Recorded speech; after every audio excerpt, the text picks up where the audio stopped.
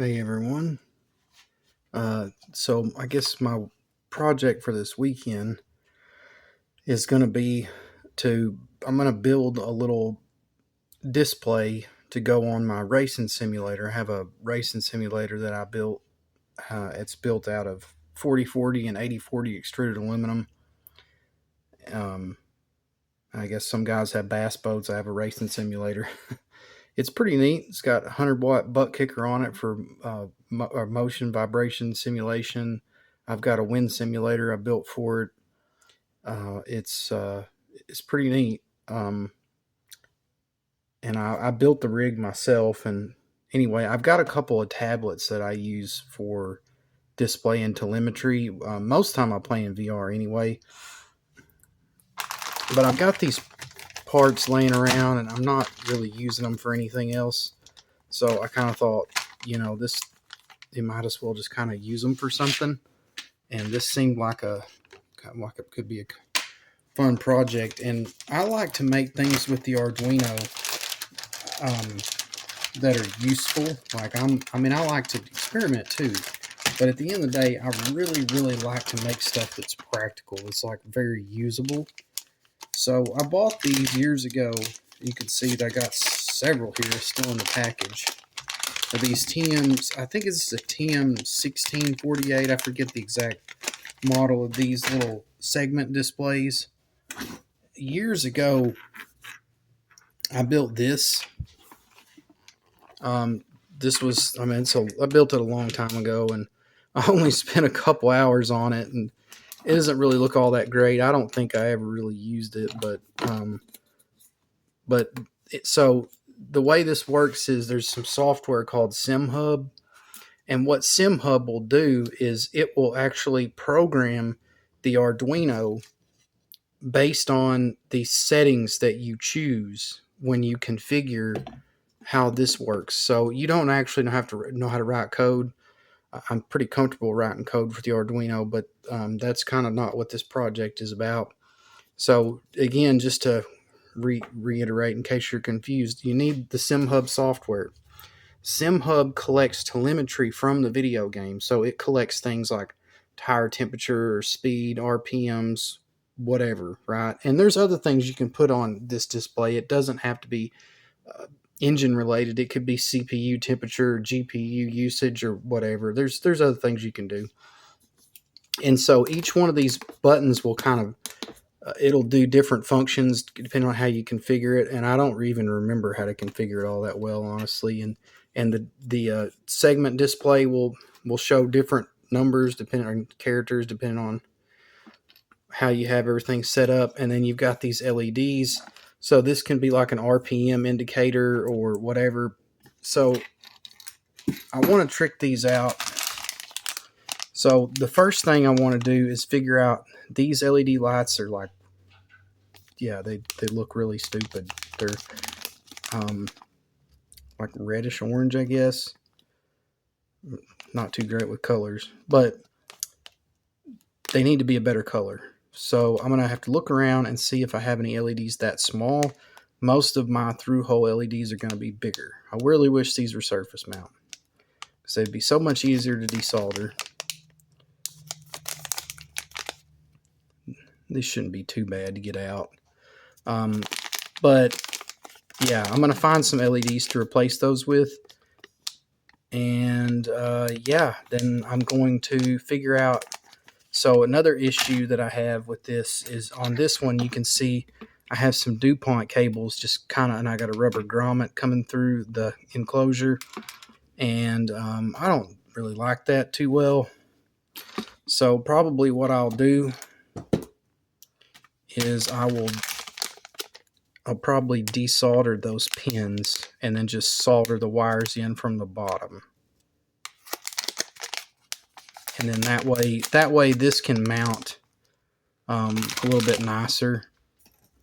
Won't have to have the hole, which it didn't really look too bad. I'm gonna 3D print the new enclosure, and so it's gonna look a lot nicer. It's gonna be a lot smaller, and everything will be nice and straight. And I'll probably sand it and paint it, and all that good stuff. So I've got a breadboard with I don't know what that IC is doing on there, but in case I need to do some testing, I don't know if I'll even need that for this.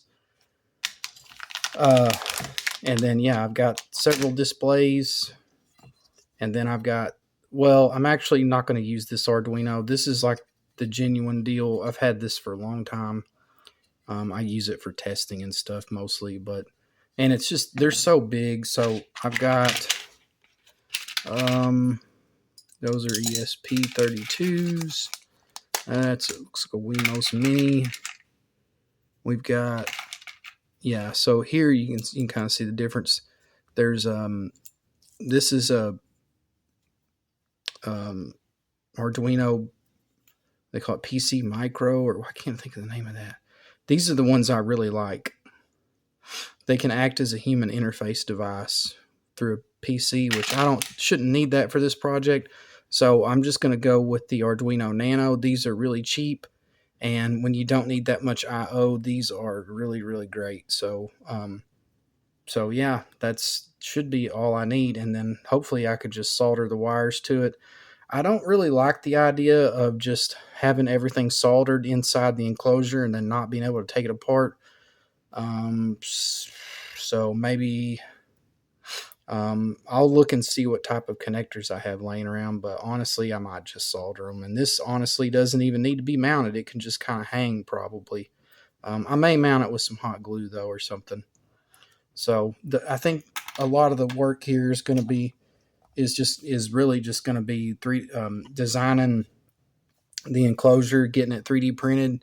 Hopefully I have enough filament left, and then getting everything, just basically wiring it up, because the wiring is fairly simple. You can see there's not very many pins. I think there's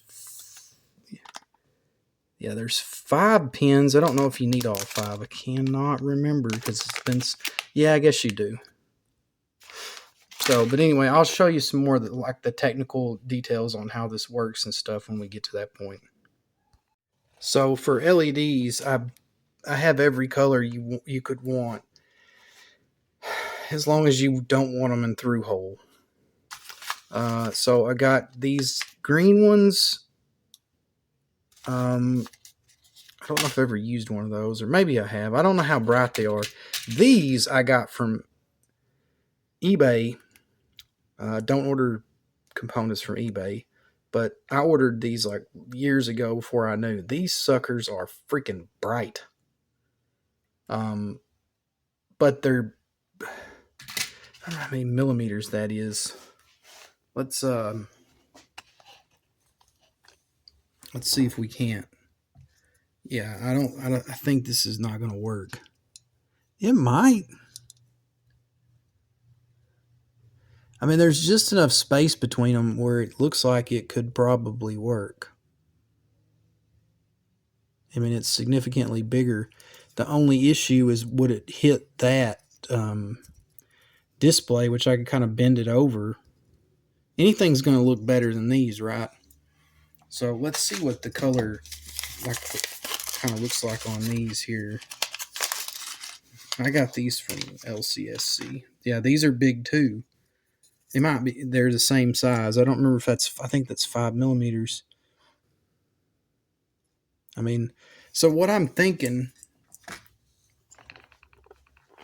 is, I think it would be kind of cool if they weren't all the same color, because you can program them in different ways. The settings are very customizable, so you can have each effect kind of have its own start and stop position.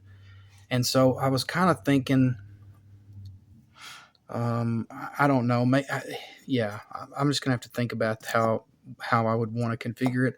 But I think I might use a combination of green and, I mean, in case you can't tell, these are white, or kind of like a festoon color.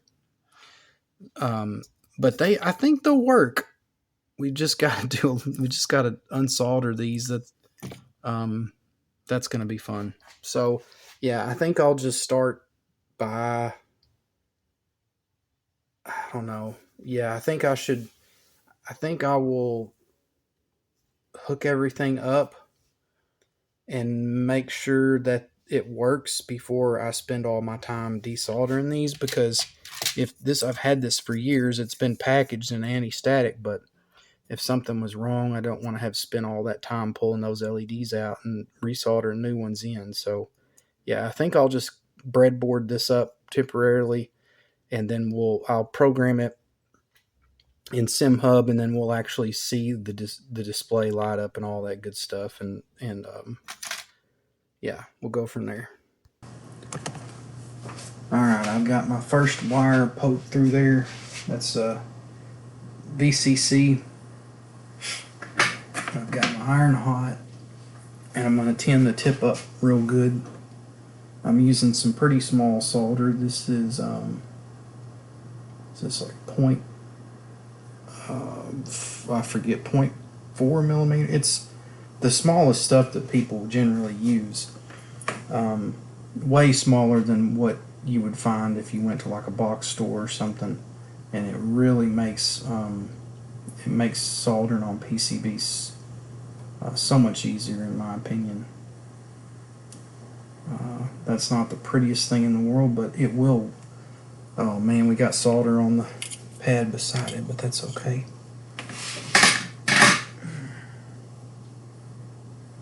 Every time I turn the camera on,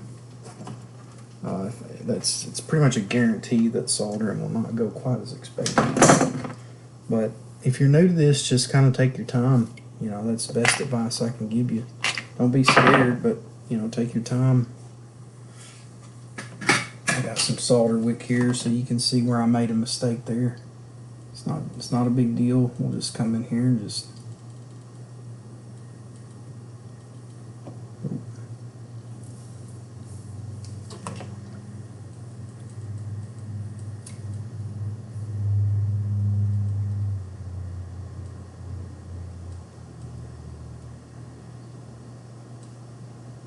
come on. There we go. There. Problem solved. Just have you some solder wick on hand in case you get a bridge, or do what I just did. But using smaller solder, it helps significantly. If you use that big stuff like the what is that, 0.8 millimeter? I forget what that is in inches. At 0.32. Can't. You're going to find it a lot harder, because you're going to be more likely to get a solder bridge, and it doesn't start to flow quite as easy, and then when it does, it just kind of goes everywhere. So, because these pads are fairly close together. I mean, I've soldered ones that were closer, but I'll tell you this, if you can solder these, you can solder any through-hole component. This is, generally speaking, this is as hard as it gets. But yeah, don't be scared, because you won't learn unless you do it. The more practice you get, the better you'll be, until you get kind of comfortable doing it. And yeah, there's a possibility you could screw up. It's a risk that you take if you want to learn. But this is Cat 5e cable that I have. You could use Cat 6 or whatever you got laying around. This is supposed to be ground. And I love using the Cat 5 or 6e, or sorry, Cat 5e or 6, whatever networking cable you have, because it's so cheap. You can cut it up and use it for projects like this. It's the perfect size. It's just it's really good for this sort of thing. I can't, rather than, I mean, I have wire that I bought, but I'll generally use this if I can get away with it. And you can see I got quite a bit of wire kind of sticking up through there, and I'm going to clip it off, so that's fine. But what I don't want to do is kind of bend that off to the side, and then I'll end up getting a bridge. So you can always add a little more solder after you clip it, or after you get it kind of in place. But right now, I don't want gravity to pull, to kind of pull it back down as I'm trying to solder on it. And I've got my tip is nice and clean. I've cleaned it with the copper or brass wool stuff, and just got it you know, tinned up real nice. You want to have that nice little ball of solder on the end of your tip. Otherwise, you're going to have to heat the pad up too long in order to get it to solder. And so one of the things that I can tell you is if you run into problems here, just kind of back off and let everything cool down, because I've certainly been in that position before. And we've got some flux on here, so that stuff right there, you may be wondering what that is. Let's see if I can get something to show you. So I can kind of demonstrate. Well, this isn't going to work all that well, but that's flux. See, just comes right off. You can clean it with some rubbing alcohol or something like that, but don't freak out when you see that stuff, because it's just part of the process. And you don't need to add liquid flux yourself to this. I mean, you certainly could, but you're going to make more of a mess, and this isn't some old oxidized vintage radio you're working on or something like that. It's an Arduino that's been sitting in a drawer or whatever. I mean, I generally don't do it because it just makes a mess and it's hard to clean up, and it's really not necessary. Now, are those the prettiest soldering I've ever done? Not really, but you know what? It's going to work. This one's kind of a little dull looking. I could reflow it, but you know what? That's going to work. I mean, it's stuck there. It's going to work fine. So I'm going to go ahead and get the other one soldered. I've got 3 more wires to solder, and then we will check back.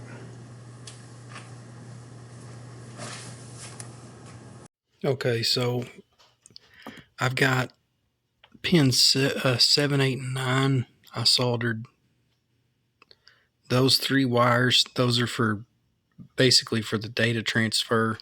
I'll explain kind of a little bit more about how that works as we go. And then I used the red and the red and white stripe for my ground and VCC.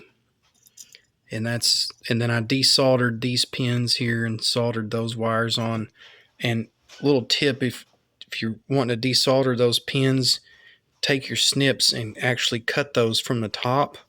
That way you can get them out one by one. Otherwise, taking it out as a group requires a lot more skill. It's slightly difficult. And anyway, so then I've got the Arduino's. It's powered up. You can see the LED lights on, and it's connected to my laptop here on my workbench. So let me go to the Arduino IDE. Again, I don't need to write any code to actually do this project because Simhub's going to take care of all that, but I am going to use a little test library, and I'll show you how to do that. Okay, so I'm having to record this again because the original got messed up. So in order to upload the test library, I've got my Arduino IDE open here, and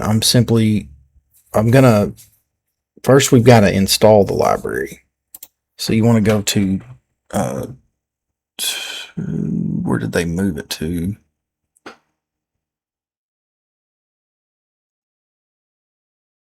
Include library, manage libraries under tools. And then I'm going to search for TM1638. And the one that I tried first, I think, was this TM1638 Plus. I couldn't figure out how to change the pin numbers easily, although it looked like it might be a better one. But so this is the one that I installed. So I'll just click install.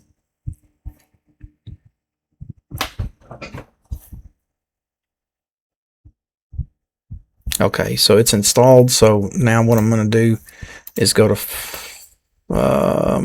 File, Examples, and then when you install a library, they pretty much always come with an example sketch. It's down here at the bottom is where you'll see those. So we'll just click Test TM1638, and then I need to change these pin numbers to match my pin numbers. So it would be 7, 8, and 9. And then I'll hit Control S to save it. And then I'm gonna hit upload here. Oh, I've got to select my board. It says Leonardo, but it's actually a Nano with the newer Atmega chip on it. And then just hit upload. And now the test code is on there. So after uploading that sketch, this is what I'm presented with. And I don't really know how to use this test library. I didn't take the time to read, but I'm just going to hit some buttons and see what happens. So I guess,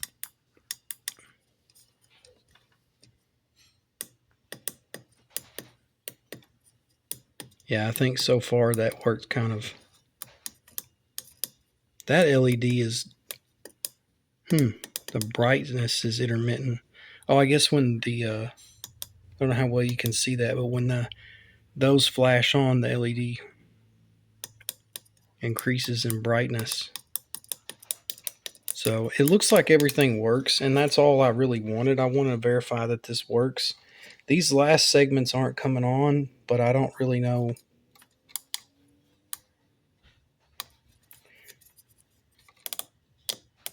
I'm not really sure if it's supposed to. But yeah, it looks to me like this thing probably works fine. So I think I'm going to go ahead and we'll get it now that everything's soldered up.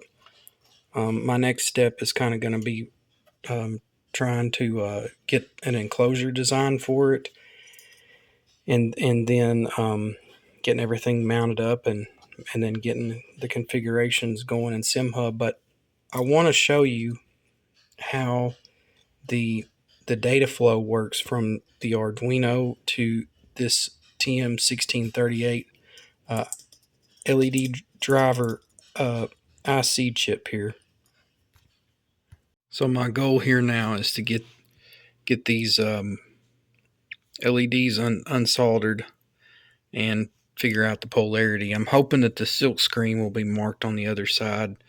Otherwise, I may have to use my multimeter and figure it out, or just change one and you kind of have a 50-50 shot. I'm hoping that they're all kind of lined up the same way. I don't know what the chances of that would be, but I mean, just looking at this, I mean, these two are tied to each other, so I would say that this is probably the cathodes.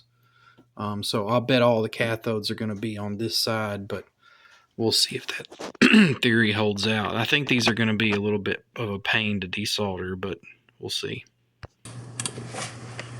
So this is going to be lead-free solder, and I kind of didn't say this when I got ready to desolder those pins earlier, but when you're dealing with lead-free solder, which is basically any commercially produced circuit board these days, you want to, if you're going to desolder it, you need to mix some of the good stuff in there. So what I'm doing is I'm just adding some leaded solder, and what that's going to do is it's going to help just lower the overall melting point, and it's going to really make it easier to desolder it, which that may seem counterintuitive, but it makes a big difference, because lead free is really not fun to work with, and it just does not melt as easily. So that's just go down through here and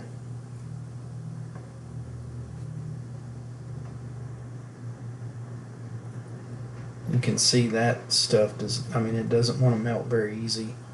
And so that's, if you leave it like that, it's just you're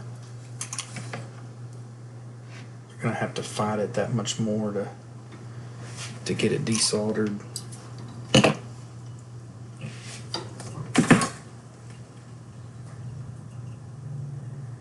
don't think I did that one yet. Yeah, you would think adding more solder would make it harder, but it really doesn't. It really, I don't know where I learned this at. I guess I've just known it for a while and don't know where I learned it, but it works for sure.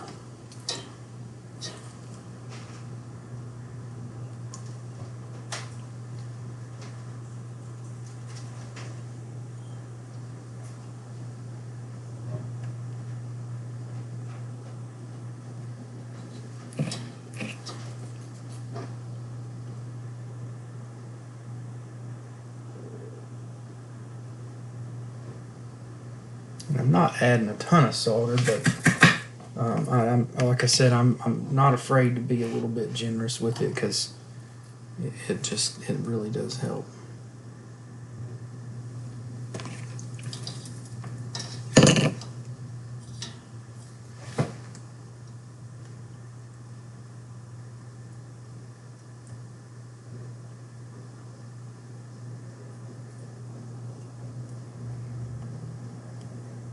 Can also help with oxidation a little bit too. These pins have been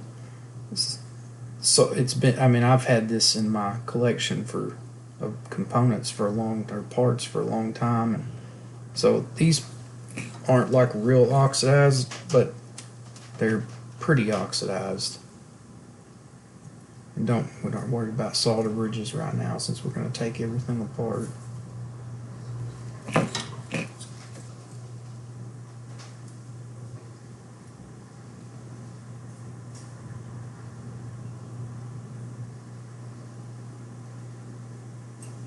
There we go. So now when we go to desolder it with our wick, it should theoretically be a little bit easier. But these are probably going to require some finagling. Would be my best guess.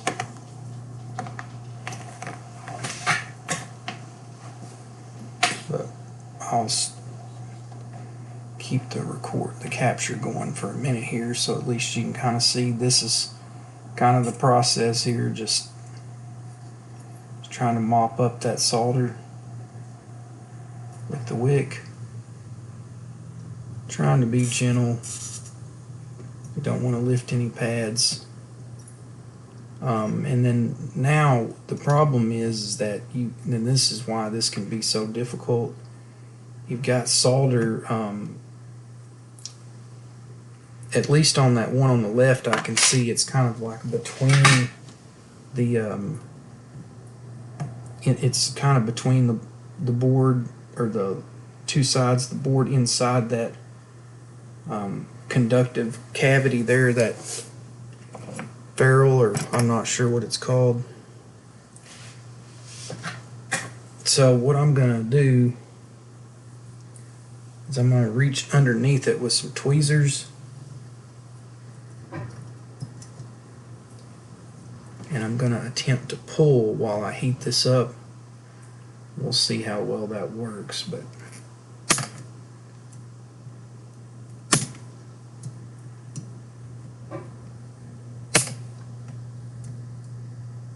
I don't think I'm on the right one.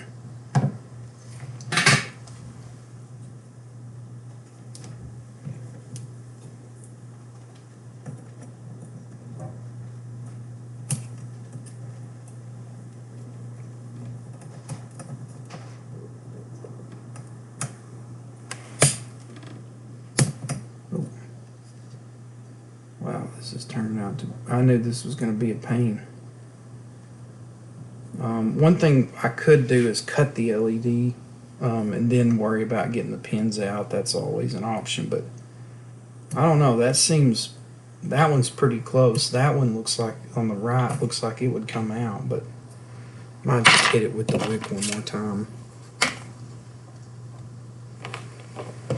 Let me trim this wick up first. A desoldering gun would be great, I think, and that's going to be my next purchase for this hobby, is going to be a desoldering gun.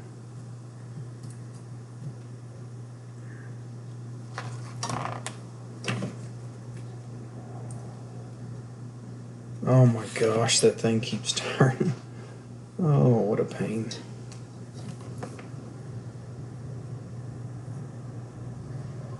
Because I think the solder that's holding is more toward the top.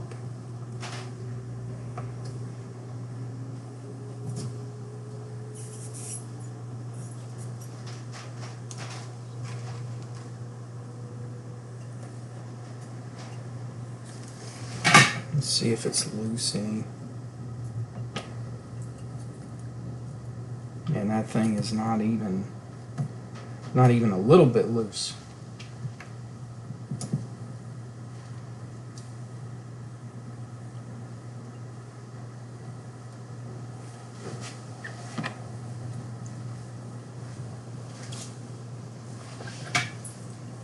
I got it held better now.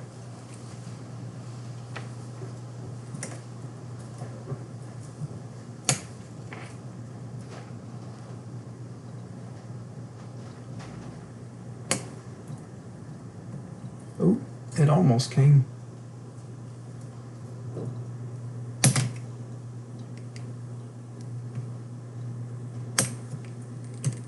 Oh, it looks loose now.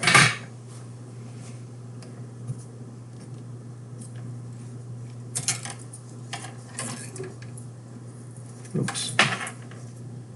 Let's see if you can. Oh, wrong one. Yeah, it's loose.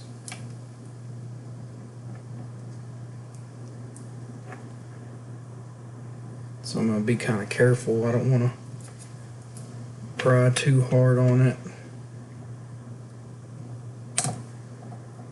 If you see that one leg isn't moving, when you do this, you definitely want to stop, because you can pull the pad off if you still got some solder connected. Say, for example, that one of these legs still had a little bit of solder and you tried to pull it through, you could damage the pad or something like that. So, but yeah, that's how you get one out. I mean, it's not fun, but usually once I kind of, whatever I'm desoldering, if I'm desoldering a bunch of one thing, usually once I get the first one and I can kind of get a feel. So now I kind of have a feel for how these are going to go. The other ones will certainly go faster, especially because I won't be filming. But you can see all that black brown stuff there. That might kind of be freaking you out a little bit, but again, that's just flux. See, that's all flux, and that will all clean up. And we'll clean this before I solder LEDs back. I'll clean it, and then I'll clean it afterwards to get all that flux off, get it nice and clean. But I would like to desolder all of these before I solder back the new LEDs, but I want to make sure that the one that I'm going to put in isn't drawing too much current, and again, I want to know which one's the cathode and which one's the anode. And this you see these two top traces. The top one's thicker than the bottom, and it looks like this bottom one is being shared by all these pins on the right side here. So that is most likely the cathode, the anode, or I'm sorry, the cathode, which is the negative side. So, but we'll put that theory to the test by soldering, going in there and checking that. So that one's just staying on right now. I don't really know what's causing that. I don't think connecting it backward would have caused that. Yeah, I went ahead and flipped it around. That's working like it's supposed to. So I don't really understand why it would have stayed on when it was backward. Even that does. Yeah, I guess I don't really know enough about how that circuit works, um,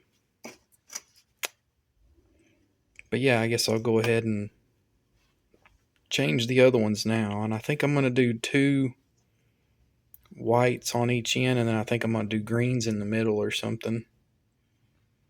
So what I ended up doing to get almost all of them out was I got a pair of, normally I use these blunt tweezers because I'm, like a child, I'll poke myself if I don't. but I got these really sharp ones, and I went back here and got under each LED and just held this with my left hand and then heated both pins, kind of going back and forth as quick as I could, or actually in some cases just touching both pins at the same time, and just gently pulled down, and those LEDs just popped right out. Each one popped out in just a second, and then that left a little bit. I'll show you up here actually, microscope. That left a little bit of solder. Not on about every third or fourth one had a little solder left inside here. So what I did was I've used this trick before. I just got like an old or an LED that I don't care about and bent one leg, and then I would heat up the pad and just try to force that leg through there back and forth to kind of knock that solder out, sort of basically just kind of reaming it out. And so, yeah, that I thought I was going to have to fight that pretty hard, but those ended up being fairly easy to desolder. So I'm going to clean this up and get the new ones soldered in. And I do believe that same pattern follows the whole way down here. It looks like the one on the right side is always on this bottom trace, and I thought that was the negative, but that's actually going to be the positive. So this will be the cathode, anode, looking from the bottom of the board. And just because mine's that way doesn't mean yours will be. I've showed this before, but I think I'll take the time to do it again. So got all the desoldering done, and again, this would apply to kind of like after you're done soldering too.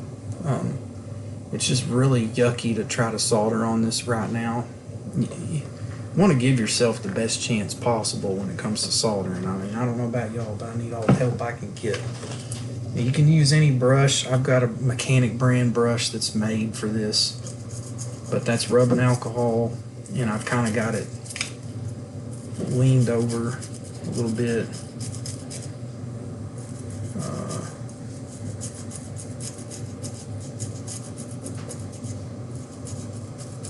We're just trying to get some of the yucky stuff off. We don't necessarily have to get it perfect, especially because we're going to clean it again after we solder, but there's a lot of flux over on this side because this is where I used the braid a lot, and you can even see that right there is not in super good shape. It should work though, but that's why I went to the pull method to try to get them out, because it was just, man, that lead-free solder, when it gets down in between inside the hole, the stuff on the top you can get out, but when it gets in between and it doesn't come out with this right away with the solder wick, oh my gosh, it can be such a pain. Water's not evaporating, or the rubbing alcohol's not evaporating too well because it's cold in my garage. Turned into a windy, cold day. Yesterday morning it was 70 degrees, and now it's 20 something outside. And this is Oklahoma, where the wind comes whipping down the plains. So yeah, that's good enough to resolder. I mean, obviously make sure you get your rubbing alcohol.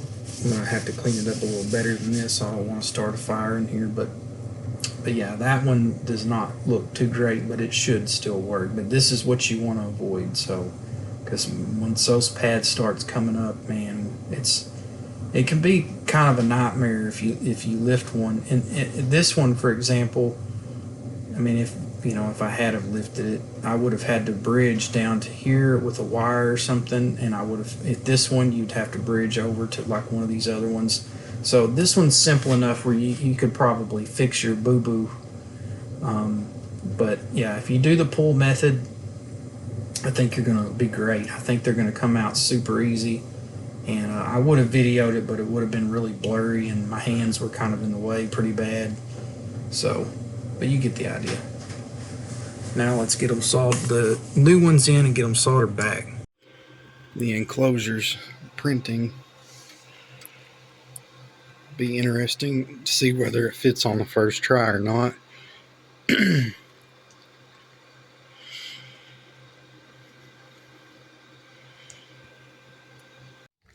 So I was gonna solder these LEDs in because they're just stuck in there now so I could test it.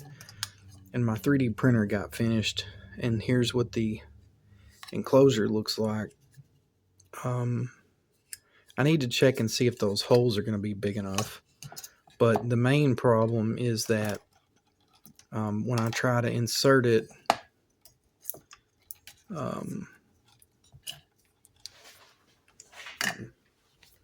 it's not quite wide enough.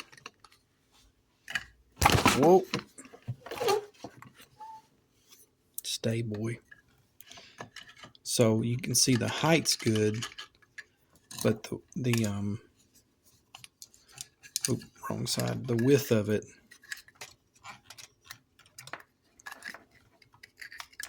it just won't quite fit. So it needs like probably another 3-4 millimeters, maybe 3 millimeters, to get it to go.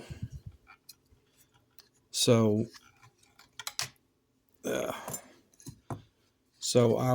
what I'm going to do is go into Fusion and just this outer part of the sketch, I'll just I'll make the outer portion of this rectangle a little bit wider, and then I'll have to move these out too. So yeah, it's going to take, well, it won't be bad. This whole thing only took me maybe 20 minutes to design. So I mean, I probably could just redo the whole thing rather than trying to fix it. It might be faster. And it only took 3 hours and 20 minutes to print. So if I can get a good one and everything fits okay, then I'm going to sand this down and primer and paint it. And then I've got to come up with a solution for the back cover. And I think the back, I'm just going to print a flat piece. And then once everything's good to go and the USB cord's in here, I think I'll probably just put a couple dabs of super glue on it just to make it nice and simple. I don't want to design any screws or any. I guess some really small self-tapping screws would be okay. I don't know if I have any that small. Probably need to order some one day so to have them around. But anyway, I think just a couple dabs of super glue would actually be completely fine for something like this, or a magnet.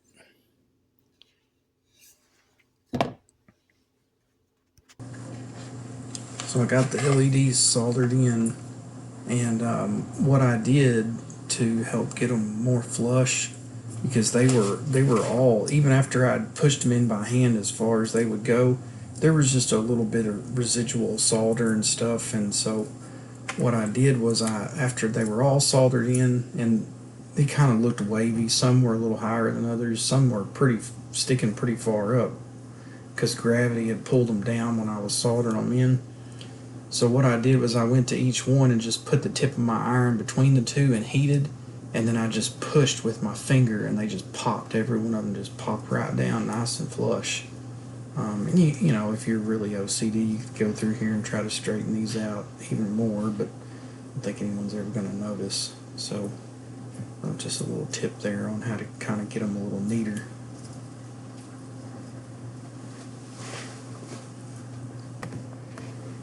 So we've got this little power LED here too that we could swap out for something. You know, we're going to do this, we might as well do it right. So we could try to trick it out, but I'm worried about using hot air so close to this plastic right here. I'm afraid I'll melt this plastic.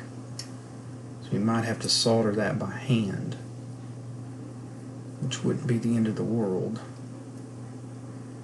I prefer to use hot air. Yeah, let me go see if I have an LED that'll fit it. This one's really bright. I think it's a blue or a white, but you can see it. I think we would have a hard time. It might work. It might. I think we should see if I have something that would fit it better, though. Something that's in a standard size. I think that might be I don't know if that's what size that is exactly. It's bigger than a 603. We've got green 1206s, yellow 1206s, orange 1206s, white 1206s. And I may have some others in a different size somewhere, but I don't think those are 1206s. I think they're smaller. I think it absolutely is a 1206. Look at that. I think we have a winner. Let's get that thing desoldered. I normally use hot air on these.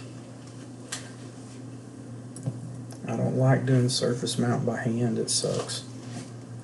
So if you use hot air, it makes life so much better.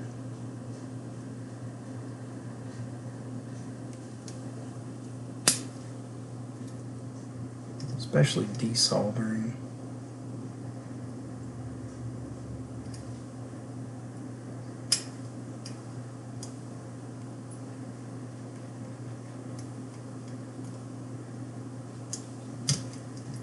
Oh, I thought I had it.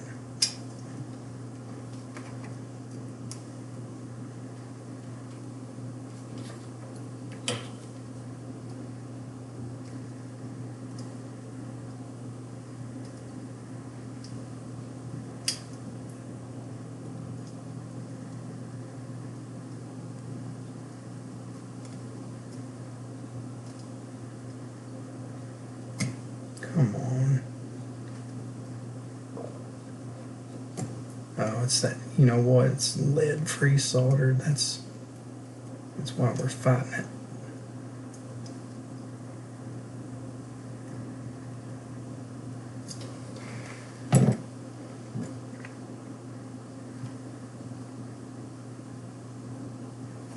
That's exactly what it is.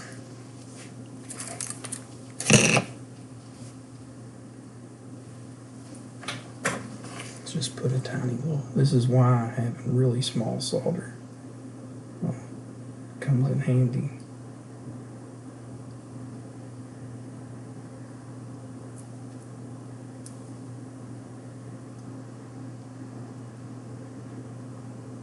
Okay.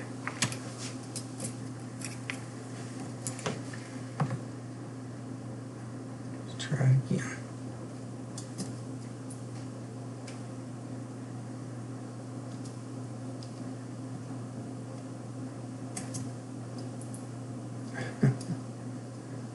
I wonder if I can like prise from the side there.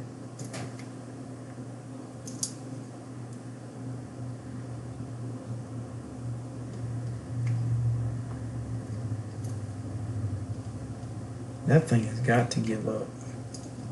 I've never worked so hard to get a surface mount component off.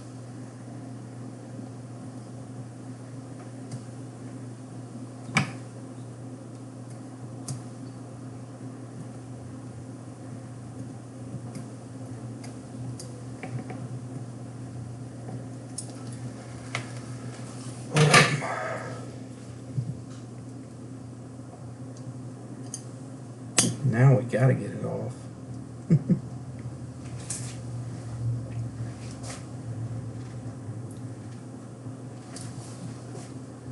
I almost want to do the hot air and put a piece of aluminum foil or something over that plastic or that segment display, but this thing has got to come off. I don't understand why it's being so stubborn.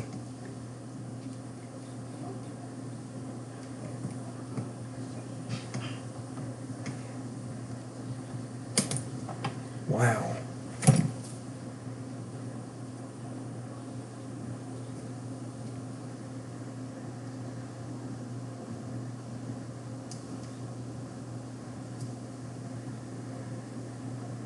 Okay. Is our pad okay? I don't even think the pad's okay. This may have been a bad idea. Yeah, I don't know that the pad's okay. I really don't.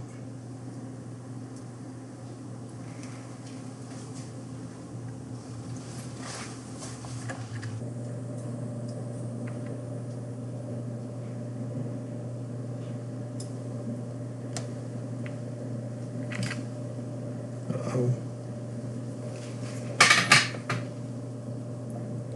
This is why I love hot air so much, because this stuff is just, it is a crazy fight to get these, especially when you're next to something like this and you can't get your iron in there hardly.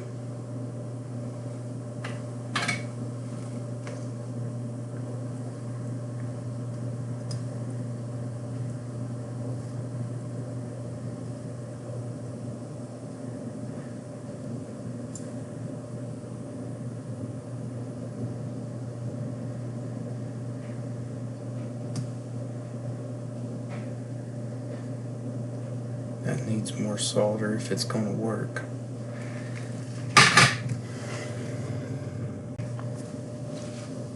Give this a go.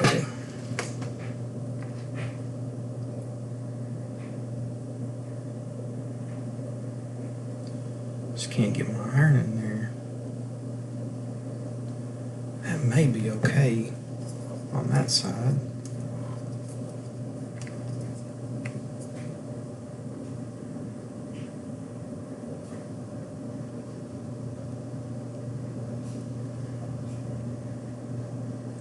Can't tell. Yeah, I think it's got to be scooted over.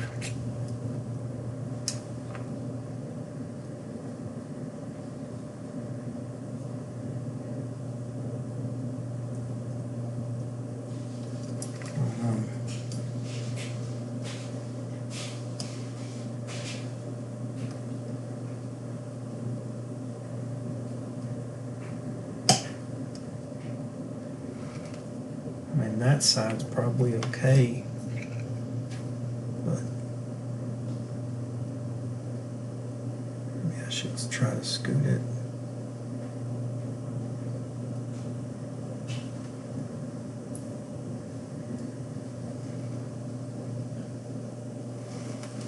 I hate to gob solder on it, but this is just kind of the reality of this, you know?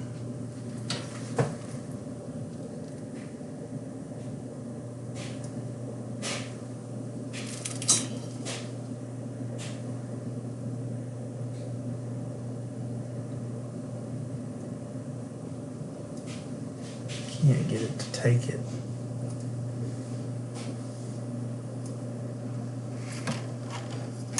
Oh man.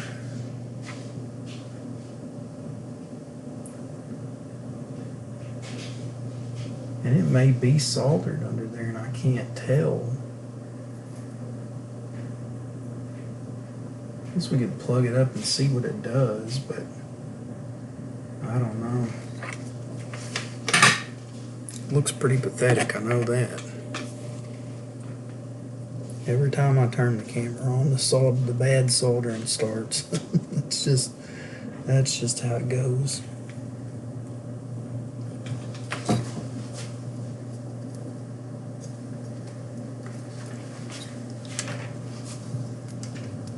Yeah, it's not working. Let's just try the hot air after all. Maybe it won't melt that plastic.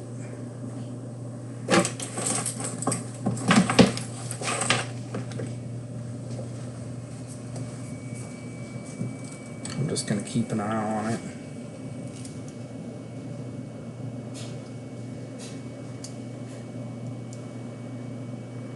And my tweezers may kind of, you know,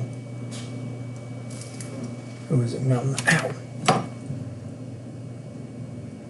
Oh, that's just like a cover over it. That's all. It's like a clear cover to protect it in shipping or whatever.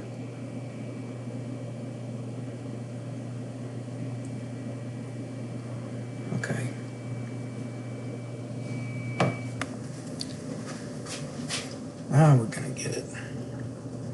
So this is solder paste.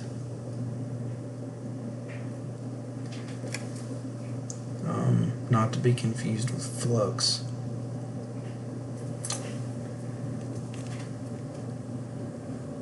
So if you've never seen hot air, this is kind of how you do it. You buy this paste and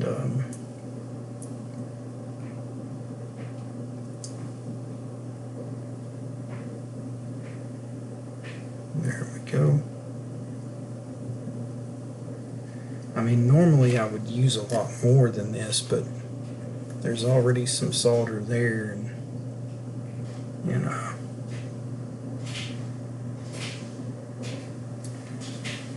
it doesn't have to be super pretty. And this makes surface mount soldering so much easier.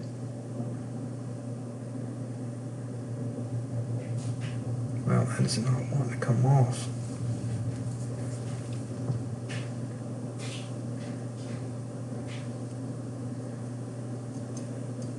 Telling you, man, you turn the camera on, this is like,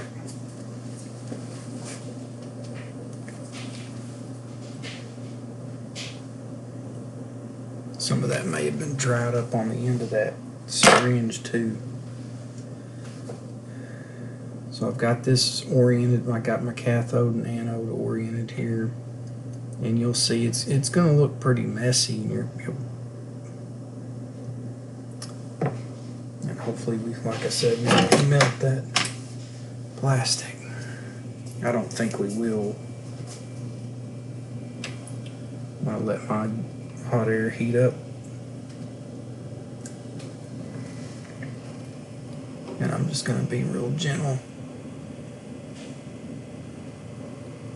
You'll see that liquid paste is kind of, it's got like little tiny microscopic balls of metal in it that melt.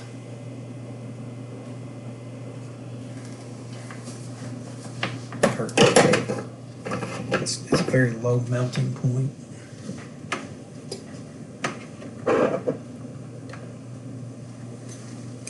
Now let's see what we got. If it doesn't work this time, I'm out of ideas.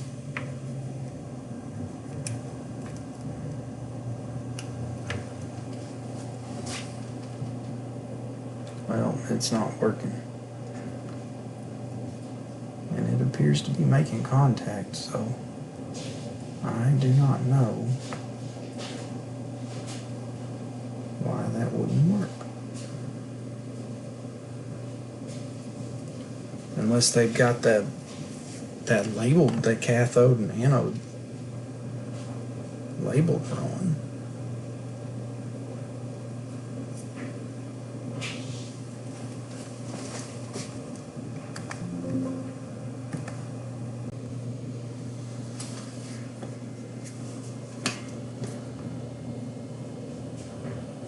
I think we got it.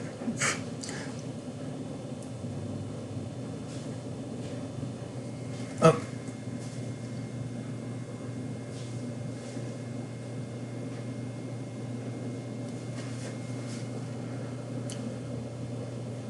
That is so odd. I've seen that work.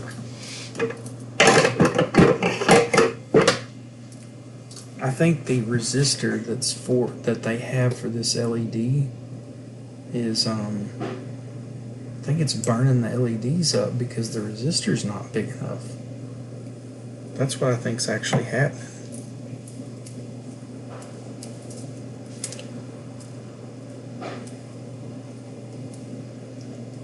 I wonder if I just set this on top for a second, if it would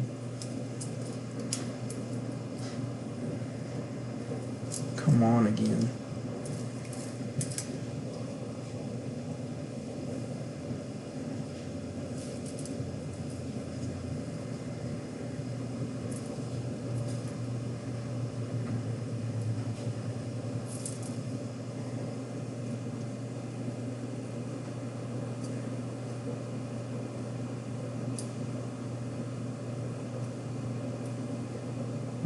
ago it came on, just as soon as it.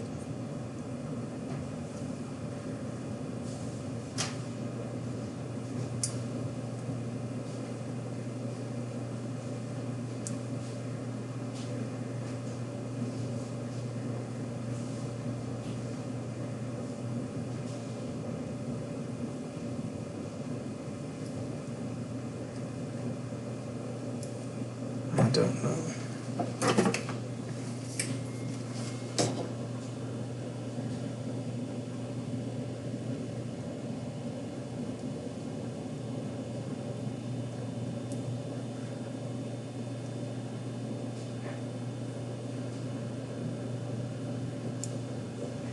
There it is.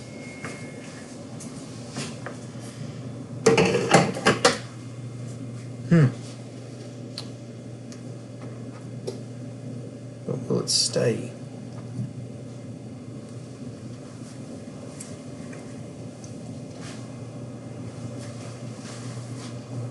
Well, I don't know. Was it worth it to have a kick-ass blue LED for a power light? Probably. But that was a huge pain in the butt. But persistence pays off. And I don't know why that one blew or what happened, but and also this was not marked the way I think they really do have the cathode and anode flip-flopped on the board. I think it is mismarked. Either that or these LEDs are not like any I've ever seen. It has a triangle on the back, and the fat part of the triangle should be the anode to me. But either one of the two was not how they normally are, so flipping it around and yeah, anyway, it's working. So 2.0 version printing nicely thus far.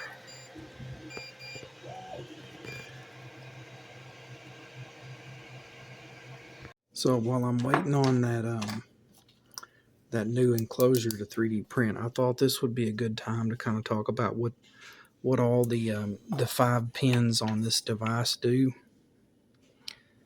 And there, I'll put a link in the description, but there's another YouTuber that has a very, very good in-depth discussion about the pins and the commands and things like that. And he's honestly done a kind of a better job at what I could really do. And he's looked through the data sheet, which I encourage you to go look through the data sheet. The data sheet's it's kind of hard to get through, but the thing that I wanted to point out, so there's one thing that he kind of didn't mention, I don't think, that I think is just kind of nice to know. So we've got one pin that's clock. I'll just put CLK here. And it's going to send a square wave, like that. And the bits that are being sent on we've got a D, I think it's DIO, which would be, I guess I don't know if it's data in, out, or digital in, out. But the bits will correspond to the rising and falling edges of this clock pin. So this might be a 1, a 0, a 1, kind of like that, right? So each portion of each pulse of this clock pin is representative of 1 bit. And then the other line is called strobe, I think. Hopefully I'm not getting that wrong. And strobe, the line will be pulled high and then it's pulled low. I believe it's low. And then a command will be sent during this time, and then after that we can send as much data as we want. Okay, so this TM1638 IC here, the way it's set up is it takes there's commands and then there's data. So a command would obviously be kind of like what you want the device to do, and then the data would be like what do you want it to act on, right? Like, do you want it to turn something bright or dim, or do you want it, that would be a command, and then which thing you want it to act on would be the data portion. And when this is done, so again, it's command, and then we send all the data we want, at least 1 byte of data or more data, then this line goes back high again. Okay, so here's the thing to understand here. You might say to yourself, well, okay, why have this one and why have this one? The data line seems to be kind of like the only one that matters, right? Well, the problem is that the device wouldn't know where one bit starts and another one ends. It wouldn't be able to differentiate. So, for example, let's say we had 1 followed by 1 followed by another 1, and then we had another square wave pulse, and it happened to be a 0. Well, if these were all 3 1s and this one was a 0, how would the device know there was 3 1s versus 1 1 or 2 1s? There's no way for it to know that, and that's why these bits have to happen after the rising edge and before the falling edge of that clock pulse, so that it can differentiate between high and low, or from one bit to another. So the clock line takes care of that problem, but then we have another problem, and that problem is, well, we don't know when 1 byte comes in, we don't know if it's more data or if it's a command followed by another command followed by another command, or if it's a command followed by 1 data or 2 datas and then another command. There's no way to tell. In other words, a data byte could be the same as a command byte. There's no way to differentiate. So this strobe line, it takes care of that problem. So when it goes up, and again, I believe it's high, it's low, it could be high. I may have this inverted. I don't remember. But when this line changes, the TM1638, it knows, okay, I'm going to receive a command for the first 8 bits, and then every byte after that is going to be data. And then when this line changes, that it knows that's over, and it's waiting for a command. So you can't send data first, you've got to send a command, as far as I know anyway. There was something I didn't see in the data sheet about that. The data sheet's, like I said, it's a little hard to get through. So in that link I'm going to leave in the description, this guy really, really is awesome. We definitely check his channel out. But this is a common problem with serial communications. There has to be a way to kind of synchronize, right? Well, other ways of doing it.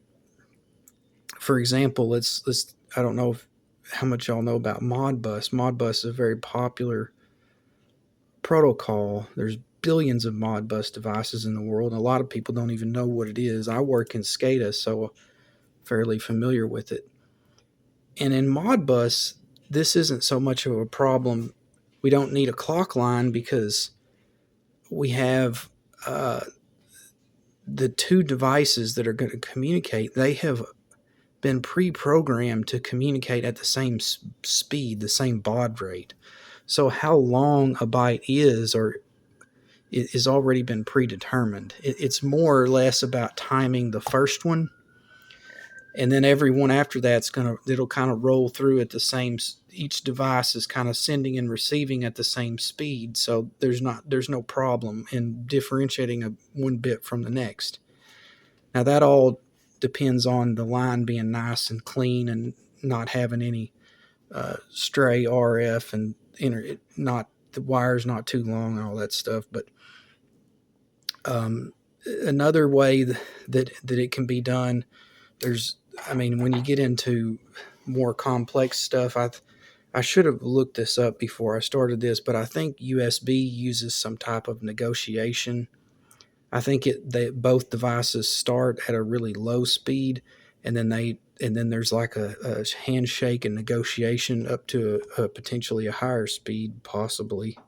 I think is how it works. Again, I should have looked that up, but anyway, this is just some food for thought, something for you to think about, and to kind of see, why are there three wires here? I mean, yeah, there needs to be three wires. This is your money wire, okay, and again, it's sending data in bytes, and a byte is 8 bits, or we usually talk about a byte is 8 bits. Pretty much everything in modern computers it's microprocessors and everything is all going to be 8 bits per byte. And you could use this thing if you wanted to write your own code for it. You could use it without the library that one of the like the TM1638 or the TM1638 plus that other people have written. The Arduino has a shift function that you can use that will send this bit at the same time that it pulls this another line high and low, because this is such a common thing. They've kind of put in a way for you to do it. And then you could just send the commands on your own, right? You could go in the data sheet and you could look it up and you could say, okay, 100010, that, what does that do? Okay, that sets the brightness, or it addresses, this particular segment or something like that, and you could control it all yourself. And you would go through and list out all the different bytes for the commands and all the data that you wanted to send, and you'd end up writing a lot of code. And so that's why the libraries are so handy, because people who are really awesome programmers we're kind of standing on their shoulders. Basically, they've written these really awesome libraries that take care of all that stuff for us, and we don't necessarily have to know how this works. A lot of times we can just wire it up and go on about our business. But I think it's nice to understand this a little bit, to get a feel for how it actually works. So I've got another one of these here, and I think I said this before. I'm actually building two of these. One's going to be for my uncle, one's going to be for me. They're going to be basically the same. But let's go ahead and let's do that power LED thing and see if I got some aluminum foil, if we can get it to work like without a lot of trouble, because I actually started to damage this here. It's kind of hard. It's easy to see on the camera, but it's kind of hard to tell. If you're not looking through the camera, it doesn't really pick up very well, or your eyes don't see it as much. So it's not a big deal. I'm not going to start back over on this or anything. It's one of those live and learn things, right? I'm not perfect. I made a little mistake. It's only ever been one person that walked this earth that was perfect. So yeah, let's got the aluminum foil. Let's try it the right way. Okay, we got aluminum foil on there to protect it from the heat. Now let's try to do it with hot air and see if that works out any better. The aluminum foil basically acts like a heat sink. So if you've got delicate parts and you're wanting to use hot air, you can do that. So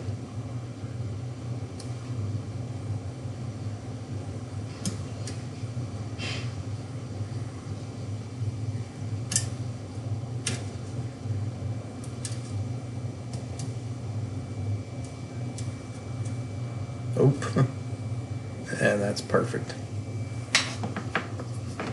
I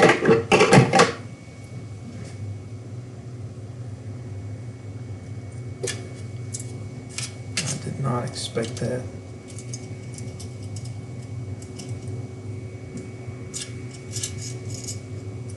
Trying to tuck that foil back in there. I mean, I could put that resistor back. That's not too big of a deal, but matter of fact, I might as well get that off before I do that. So that is stubborn.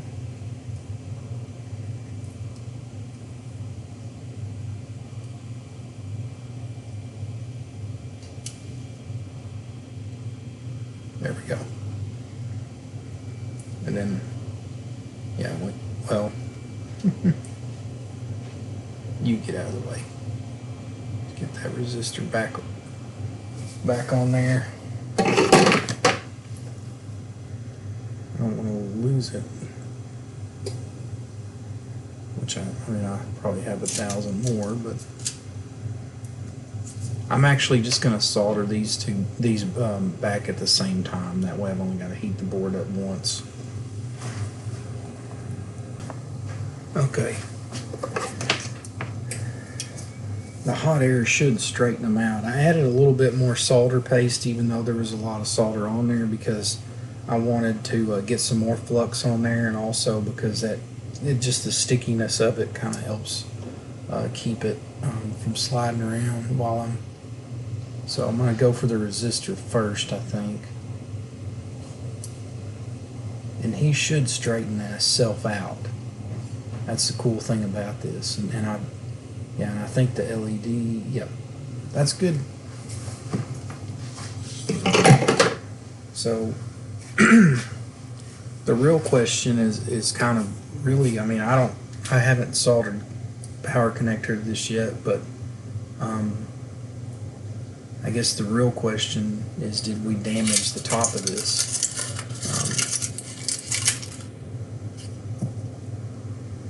Nope. It's perfect. Yeah, I thought maybe that corner had started to, but yeah, that aluminum foil protected it. Absolutely protected it. So this is one of those live and learn things. Like this is how I should have did it to begin with, but I didn't want to go get aluminum foil. I didn't want to mess with it. I thought I could just do it with my iron really quick, but the problem is this is really making it to where I can't hardly get my iron in there at the angles that I want. So, and then I got in a hurry and decided to just go ahead and use the hot air without the foil, so that was mistake number 2.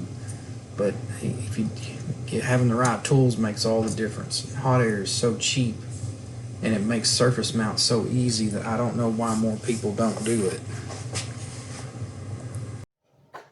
Alright, here is the new version hot off the 3D printer. So I'm curious to see whether it fits.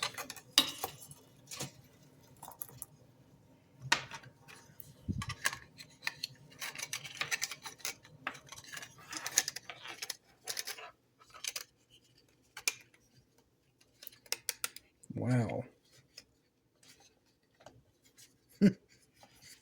Talk about a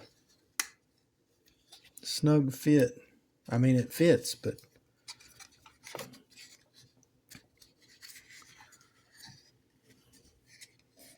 look at that.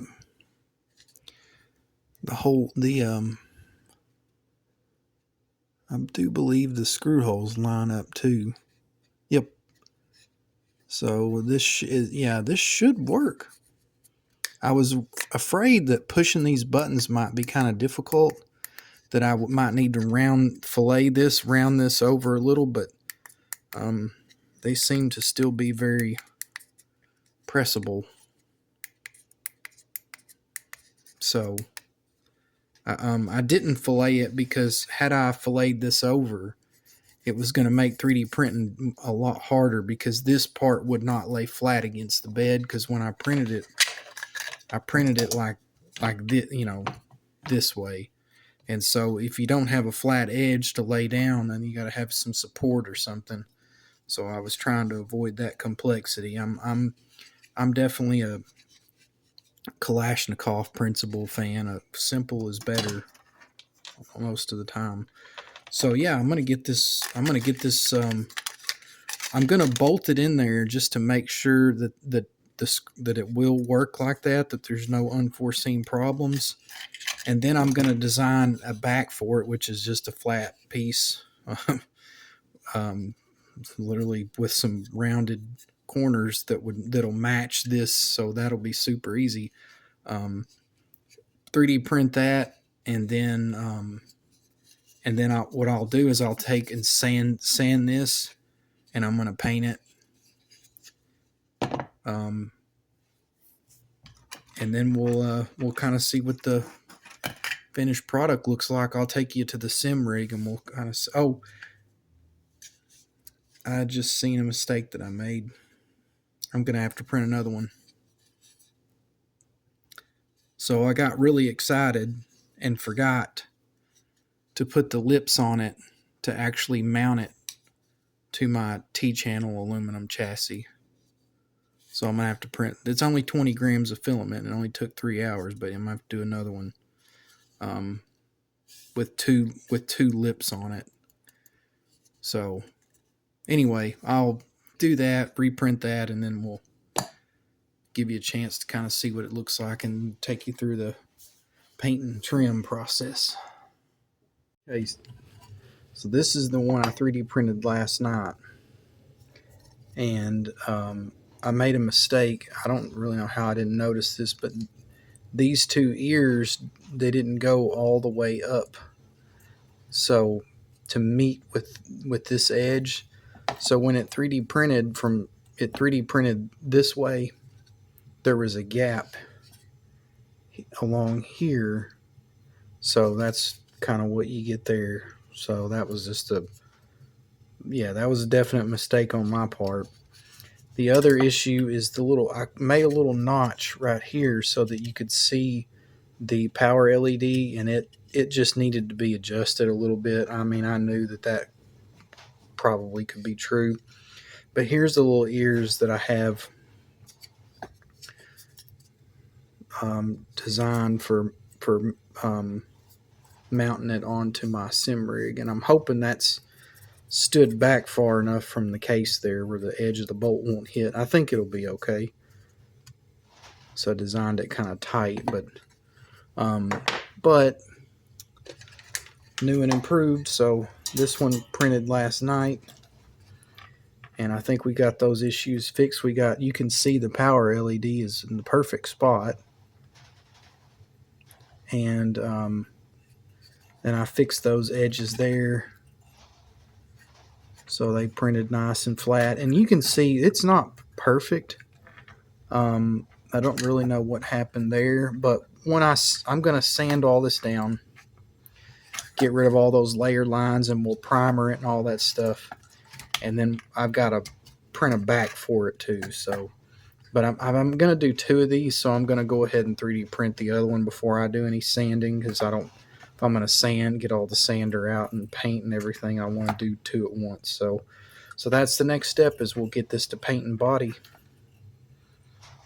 So this is getting pretty close to the finished product here. This part didn't print super great, but I think a little sanding will make it look better. So, but I got that power LED in exactly the right spot now. Made sure all the screw holes line up, all the bolts will go through it with no problem, and then I went ahead and designed a back for it. And I'm not going to try to do this one-handed, but when I put the back on, it works. There's a front. The back has actually got rounded edges. But the problem is that the hole for the USB cable, it needs to be just a very tiny bit bigger. And so I'll fix that in the design, but I don't want to reprint it. I mean, I could just take a little round file and hit it for just a second and it would fix it. But the USB cable just fits through a little tight. It fits, it's just a little tighter than what I would like. So, but yeah, this is going to get glued on.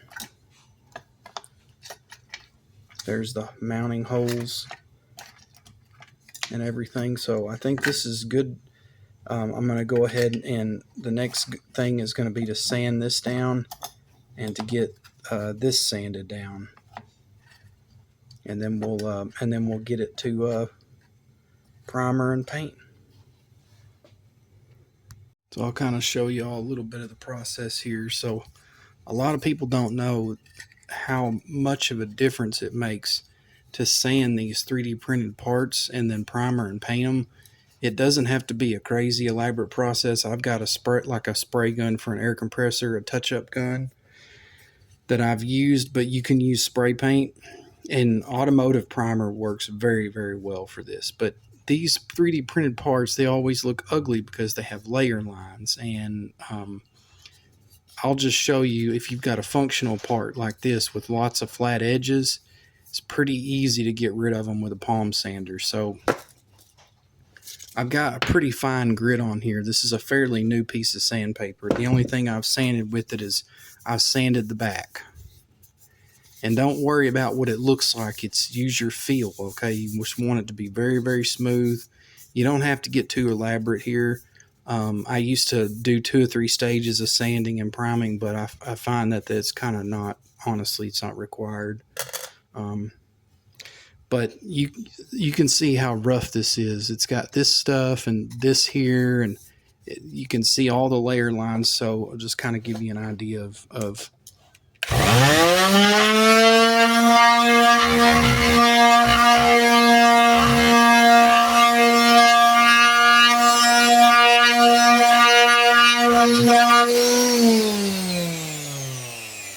that's just a few seconds of palm sanding, and the layer lines are, you can see it's where the lighter color is where the high spots were. It's already starting to take them out.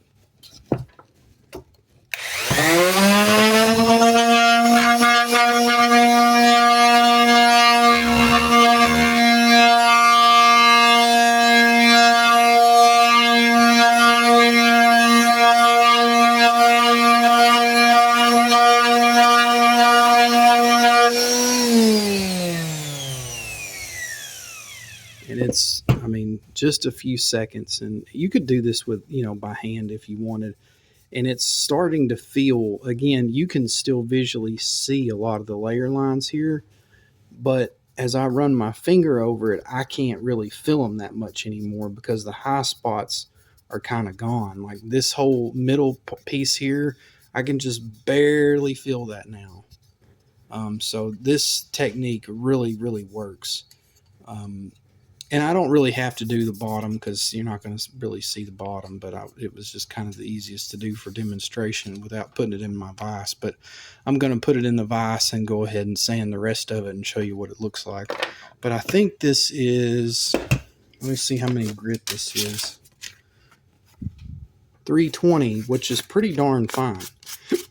I mean, you could keep, or it sounds real rough, but for this, it's pretty good. I mean, you can go all the way up to 800 or 1200, and you can start with something a lot lower if you want, but I kind of just pick something that I know, like this, just by feeling of it and with my experience, that I'm not going to have to switch sandpapers. Now, I may hit it with some finer grit after I primer it and before I paint it. I may hit it with like some 600 or 800 or something, but just to get it to the point with primer, you don't, I mean, something like this is perfectly fine. So about 5 minutes, including all the time to keep rearranging it in the vise and stuff. And it may not look it on the camera, but it's very, very, very smooth. Very smooth. It's almost notebook paper smooth. And you can see here, like, we got some layer separation and things. And honestly, during this print, my Bowden tube, the end of it was kind of getting toward the end of its life. It was starting to kind of burn, and my nozzle was it needed to be changed. And matter of fact, the very next print after this, when I printed the lid here, I had to stop and do maintenance. I had to change the nozzle and the end of the Bowden tube because it just wouldn't print. So that's probably where some of this layer separation and stuff comes from. But and these some of these edges down here, were not perfect. But again, I think by the time we I need to sand that a little more, but by the time we get these painted and stuff, this is going to look pretty good. I could reprint it, but so yeah, we'll get this primered and I'll show you what that looks like. All right, I got a couple coats of paint on it, real light coats, and got my USB fan kind of trying to dry it off, but just to hopefully the light will hit this right. You know, that doesn't really look like it's 3D printed. You can't see any layer lines on it, and you know, it looks pretty good.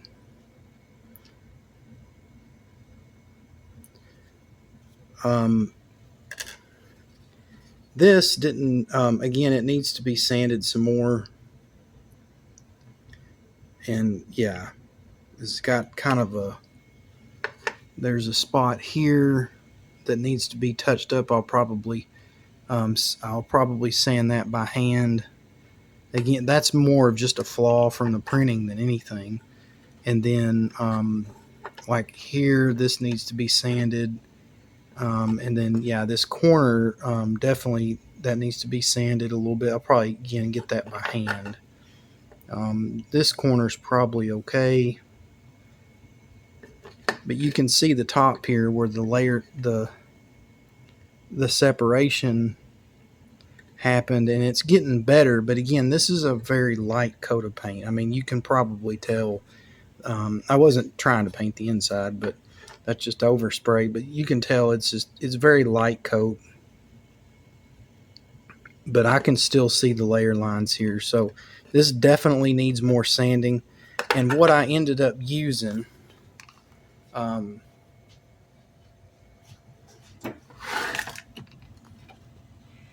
said I was going to prime it and then paint it, or prime it and then sand it probably, but I couldn't find my primer. I use automotive primer and it works really, really well. And then I paint it. I didn't even really want white, but this says paint and primer. But I mean, my wife had bought a couple cans of this and they'd never been opened or anything. And I found them here in the garage. And I mean, you know, as a maker, sometimes it's best to just use what you got. So, but at the primer, if I'd had automotive primer, it would fill this in a lot nicer, and it would have filled in over top just the kind of the last little bit of covering these layer lines. But I can run my finger across it, and I can just barely fill them. So I know a little bit more sanding is in order, and that's okay. I mean, I put one, you know, like a couple, like I said, real light coats, and didn't take but just a couple minutes, and I've just been letting it dry in front of this USB fan while I've been doing other stuff. And I'll come back here, probably let it dry a little bit more, and then just hit it with the palm sander again, and probably just one more coat of paint, and we'll be good. So, well, I think I'm done with the with the paint and body portion of it. As good as I'm gonna do. So the wind has been blowing over 20 miles per hour here. So I mean, this is Oklahoma where the wind comes whipping down the plains. So that made painting a lot harder. And then when I sanded this, trying to fix this spot down here, I kind of messed up here, and I was actually taking material off and not realizing it. And yeah, I was like, I'm just going to make this even worse by just doing more sanding. So I was trying to keep from getting runs on the sides here, and most of that separation on the top, you can't really see it. I mean, if I put another coat of paint, it would probably go away completely, maybe. But yeah, it could have been sanded more. I mean, they're showing up on the camera as even part of a run there too. In a certain light, I can see it, I think, or that's just sanding. But when I run my hand across it, it feels real smooth, and you know, if you're not really holding it at a certain light, you can't see the layer lines. So not my best work, but I think it definitely looks better than than if I hadn't did anything at all. And again, you can see this. I mean, it's super flat. Pieces like this, I mean, it's really easy to do a good job on them. And I think if I had a better part printed to begin with that started out with less flaws, probably would have been a little easier. But yeah, the next step is I think I'm gonna connect this up to the PC one more time, make sure everything works as expected, and then if that turns out to be true, I'm gonna hot glue this in and then get a USB cable and run it through this hole here. And then I think I'll probably take like a weight or something and just put it on here and just super glue the back on it. And then we will connect this up. We will mount this on my sim rig. I'll show you how to do that. And then we'll hook it up. We'll go and do a screen capture. I'll show you how to set everything up in Simhub, and then we'll actually see it on the rig in action. So I'll just put the Arduino on the back here and just use some hot glue to secure it down, because there's not enough room in here on the edges to really secure it. And I think this way the cord is going to bend and go through that hole. But you want to secure the Arduino. You don't want it rattling around in here because it can short out. So I haven't tried hot glue too much. I've used Velcro before, and with the larger Arduinos I've used like screws and standoffs, but I thought this might be an easy way to do it. And then to put the back on, I think I'm just going to put a couple of dots of hot glue since I already got it out. That way I could, if I need to take it off, I could take it off, but it won't be hard. And I don't want to bump this too much because it's drying, but I got the screws on here. And if you're curious, those holes are pretty small. M3s are what I used, M3 by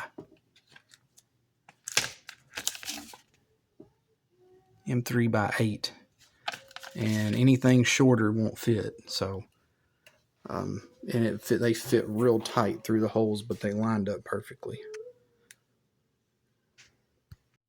Hot glue worked really good for holding the Arduino down, but it was kind of a pain to put this back on. What I ended up having to do was a couple of tricks I did learn is you really want to let the gun get really, really hot before you try this. And what actually ended up working was I kind of pressed the back on, and then I went around and just kind of let the hot glue drip between the crack there and let it solidify. And you can see I accidentally let the nozzle of the hot gun touch the paint, and it burnt the paint. So don't do that. But I mean, it's on there. Like you could take it off really easy, but it doesn't seem like it's going to accidentally come off or anything. So not the worst way to put it on there, I guess. But it was. I think what made it so hard was that Cat 5 wire is so long that it's kind of pressing up on this and the USB wire. So maybe just kind of cable managing it in such a way that you don't get any pressure when you go to put it on. But yeah, if I could go back in time, I might have designed it different. Alright, so I've got my Arduino connected to my computer here. I've got Horizon running. You want to have a game running in the background to do this. Or at least it makes it a little easier. So what I'm going to do is I've opened up Simhub, and I'm going to go to in the left pane here, I'm going to go to Arduino, my hardware, and then single Arduino. Now you can configure multiple Arduinos at a time, but if you have more than one Arduino connected, the best thing, in my opinion, the easiest thing to do is disconnect all the ones that you're not using, and that way you don't run the risk of reprogramming one and getting them all mixed up. So, but I only have one connected right now, so I'm going to open this Arduino tool, and I'm going to tell it start from scratch, and I'm going to go to the TM1638. It's the only one I want to configure, and it's asking me how many do you have. I only have one. And the settings that I need to change, I need to tell it which pins I've got connected to strobe, clock, and data. And I remember that I set mine to 6, 7, and 8. Yeah, strobe is 6, clock is 7, data is 8. So that's all the configuration I need to do here. I don't need to change any of this stuff with the colors. This module doesn't support RGB anyway. And then I'm going to come over here and I'm using an Arduino Nano.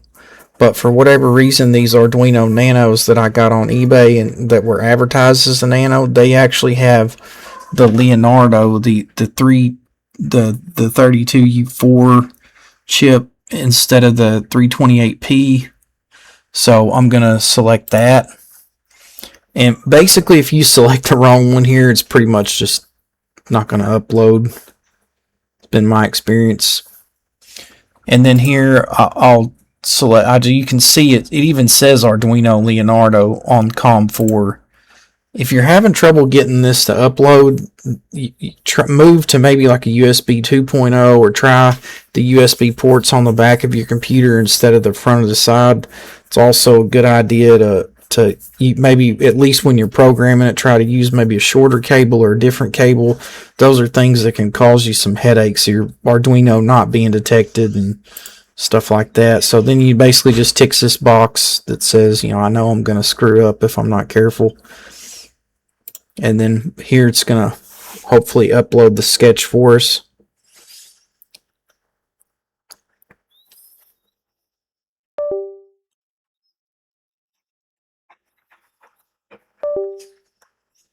And it says the upload was successful. So I'm going to go, we can close out of this. And now I'll show y'all what the device looks like. But I can see that it does not have the test sketch on there at this point. It's showing actually the time in 24-hour clock. But the first thing I'm going to configure is the TM1638 LEDs tab up here at the top. And these LEDs here, this is basically your preview. And these are the the effects that you get by default. Now what you could do is create another profile and just copy this one. That way, if you wanted to come back to the default, you could. Because I don't see a way to reset it to default. But the only thing that I had to change here was this color was okay. But on the high RPMs, this was set to red. And I don't know if it's because it doesn't support RGB or what, but they would not show up until I changed the color. Those LEDs wouldn't light up. And then here you just have the LED count and the start position. So these are, like I said, they're pre-canned, and I'll show you what it'll do. So if I open up my test data editor here, this is basically just a way to test what the LEDs look like. And you can see as I slide this up and down, you can see the LEDs, they light up, and if we told it that we had reached our rev limit, then we would see the LEDs blinking. Okay, I actually had to reprogram mine because I noticed that as these LEDs were lighting up, mine weren't physically lighting up, and that was because when I programmed it, I did not put in the right pin numbers. I put 6, 7, and 8, and it was 7, 8, 9. So anytime if you see these lights on here, they should be on your physical device, and this should be a representation of what you physically see on the device. So now I'm only seeing 3 lights blinking, so I know it's working correctly now. But this test data editor has a lot of stuff in here, so if you want to test some other stuff, that way you don't have to go into the game, it's a really easy way to do it. So I'll just close that, and that doesn't light up anymore because it's waiting on actual data from the game. So there's a lot of cool things we could do here, and I'll show you kind of a little bit more how to customize the LEDs. But we'll circle back to that in a second, but for now, we're going to go do what I consider to be the exciting part. We're going to click on the Screens tab up here at the top. Okay, so the way the screen works is as by default, we get these segment displays. There's quite a few of them that are kind of set up by default. And on your TM1638 module, the little tactile buttons on the bottom, basically the very left and the two most left buttons will toggle you through these screens. And there's one button, I believe it's the next to the last on the right, maybe, that takes you to the time screen. And the welcome screen basically is any time that you go into the game, the welcome screen will flash this message, so you could change that if you wanted to. So it kind of depends on what style of Sims you play, kind of what you're going to want. A lot of this stuff may be exactly what you want if you're playing a set of Corsa or something like that. I play a lot of American Truck Simulator and Dirt 2.0 and some Horizon 5, and so some of these aren't quite as valuable to me, but I'd rather kind of teach a man to fish. So the way that you can configure these, and you can see this one I've actually made some changes to. So if we go in here, and these are expression bindings is what they are, and each one corresponds to a different number of segments on the display. And over here is where you actually change those, where it says display length. So you could have one binding that took up all the digits if you wanted to. But this one by default, I can't remember what it showed here. I think it was lap time or something. And I actually, what I did, I didn't want that. I was just playing around.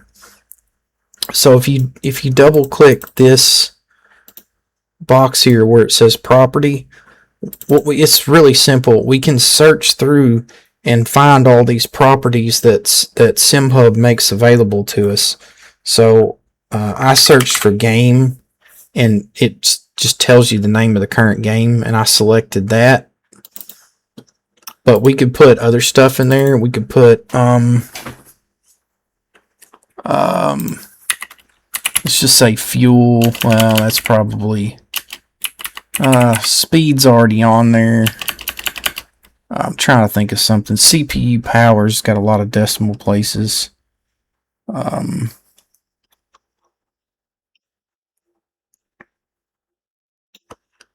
Some of this is null because this game doesn't support it. There's a lot of properties in here.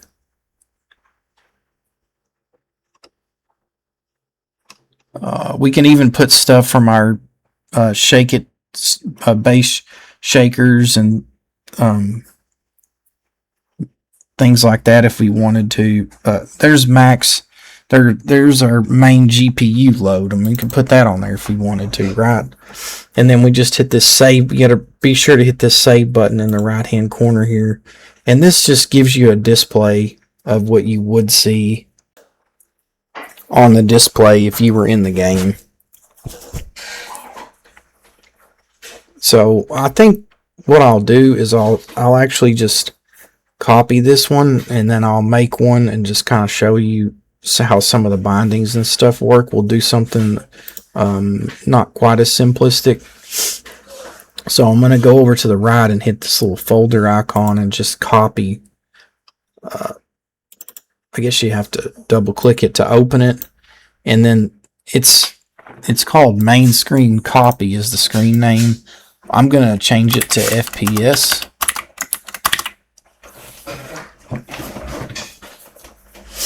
And then, again, we have 3 things already configured. What I'm going to do is I'm going to remove them all, if it'll let me. Yes. Okay. That way you can see kind of what this would look like from a clean slate. So I'm going to hit add, and then I'm going to go to property, because we could just put plain text in here if we wanted to, and that's what would show up. So you could just write some words in there if you had the desire for that. But I would say most of the time the Simhub property is going to be, or the this expression here is going to be a little bit more valuable. So in this case, I'm just going to hit Simhub property, and then I've got the MSI Afterburner installed. If you don't install MSI Afterburner, you won't get a lot of these properties available. Used to use Hardware Info 64, but I think there's kind of some issues with it now. I don't remember if it still works with Simhub or not. But there's display frames per second, and you can see we've got a problem. It's displaying 60, but it's this crazy long decimal, and if we did that, that's the only thing that we would be able to show on this screen. So to get around that, what we can do is actually do an expression instead. And so I hit this little edit button here, and I'm going to use the Encalc. I don't really know the syntax all that well. I can write JavaScript, but I feel like most people, this one's probably going to be a little easier for you. And generally speaking, we're kind of free to paint the canvas ourselves. And I'm not going to go over everything because I don't even really know how to use it myself. The only reason I kind of get this far is in my day job as a computer programmer, I worked with actually a lot of these expressions with the particular software that I work with, and so this is kind of my bread and butter, even though this is a different expression language than I normally write. But what you want to pay attention to down here is your raw result.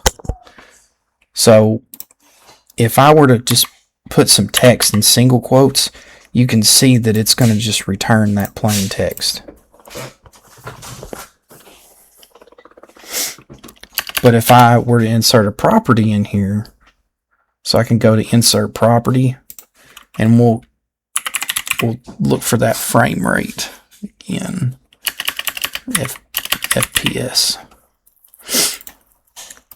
It's the same thing as before, right? So you're kind of wondering, well, what's the point of that? Well, we can manipulate this, and the thing that I want to do with it is I want to round it. And I don't know how to do that in this expression language, so I'm just going to take a guess. I'm going to click on Insert Function, and then I'm going to type in int. And they don't have integer, but they've got round.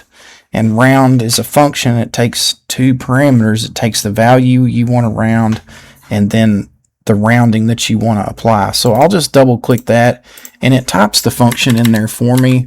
I'm going to erase the first part of that. Basically just come here, put a comma and 0, and that's basically going to tell it that I don't want to round it at all. Now I don't know why this is showing 60 frames per second. That seems kind of odd. So this may not be this. I may have chosen the wrong property to actually display the real frame rate in the game, but you get the idea of what we're trying to do here. And the other thing I could do is, if let's say, okay, that's 60 frames per second, but I wouldn't remember that. Maybe I could put an F in front of it, and then put a plus sign in there to concatenate it. So you can see F60. Now, if we had more than 100 frames per second, obviously that's not going to work because, well, I set the display length was on 0, but now it's on 3. So it can't ever take up more than 3 or we'll have a problem. So let's do another one. So I'm going to do add, and this one, same thing. I'm going to do an expression, edit, in calc, and then insert property, and I remember the name is global CPU temp, and it's going to give me a decimal too. It's the same thing. I don't want the decimal, so I'm just going to type that round function and then tell it I don't want to round it at all by passing a 0 in. And then I'll tell this, we kind of need like a space or something in there. Let's put a space in there. I think that would be easy. I'll show you how to do that. So we just do simply a space inside of some single quotes, and then the plus to concatenate that, and then we'll always have a space in between our frame rate and our CPU temperature. But you can use these with anything. It doesn't have to be CPU or GPU temperatures. I'm just showing you that as an idea. But there's a whole giant list of stuff that's available. I'm going to go back and set this up as a function and tell it to take up 3 spots. And let's just look at some of the properties that are available to us. So let's get some vehicle related stuff.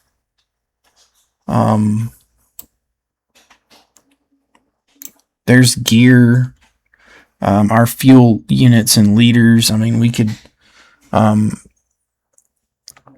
mean, I don't know why you would want to know that, honestly, but I'll just put that in there, and you can see it just, I guess it's kind of abbreviating it, or abridging it, I should say, because there's not enough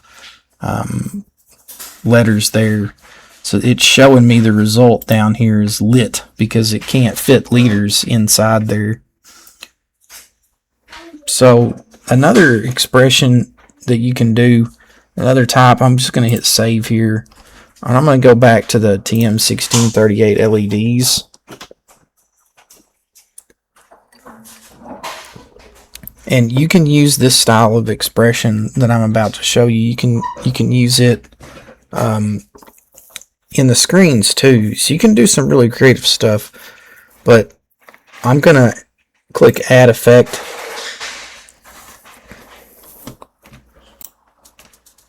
The one that I'm looking for is actually, sorry, that's not what I want to do right now.